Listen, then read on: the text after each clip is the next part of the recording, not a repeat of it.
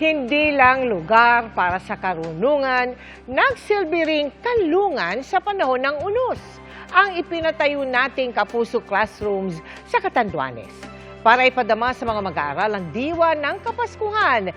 Kahit pa sila hinagupit ng Super Typhoon Pepito, nagbigay ang GMA Kapuso Foundation ng maagang pamasko. Hindi lang mga bahay kundi pati maraming istruktura ang nawasak sa paghagupit ng Super Bagyong Pepito sa Catanduanes. Kabilang dyan ang mga eskwelahan na natuklap ang bubong. Pero ang ipinatayo nating 7 Kapuso Classroom sa Palta Elementary School sa Virac na natiling nakatayo at naging takbuhan pa nga ng mga residente.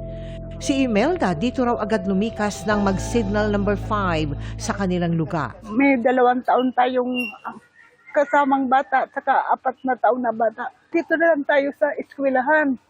Sabi ko, bagong gawa yan nung magbagyo nung nakaraan. Sabi ko, matibay dyan. Kaya yan kami talagang nagbalak na lumipat.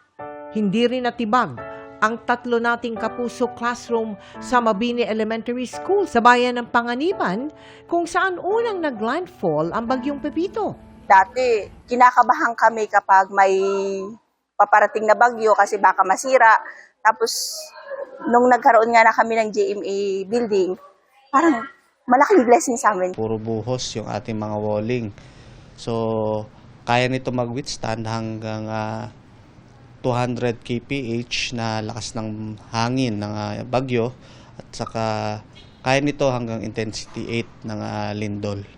Para maibsan ang takot ng mga mag-aaral sa mga sunod-sunod na sakuna at para maipadama ang diwa ng Pasko na pagbibigayan, handog ng GMA Kapuso Foundation ang Give a Gift bags para sa mahigit 400 kinder hanggang grade 6 na mga estudyante sa Palta at Mabini Elementary School. Nung malaman nila na sila ay bibigyan ng regalo na galing sa GMA Kapuso Foundation, super saya po nila. Parang naibsan ang kanilang takot sa nakaraang Bagyong Pepito.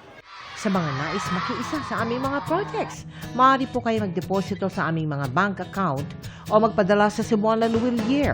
Pwede ring online via GCash, Shopee, Lazada, Globe Rewards at Metrobank Credit Card.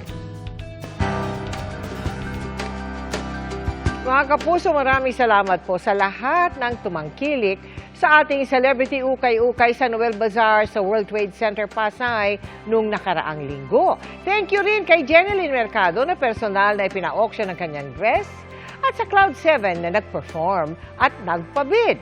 Taos puso rin ang aming pasasalamat sa mga nakibid sa ating auction. Isa na rito, si Ginoong Bruno Dinero na nakuha yung helmet ni Kuya Kim na ireregalo daw niya sa masipag niyang staff. Marami pong salamat.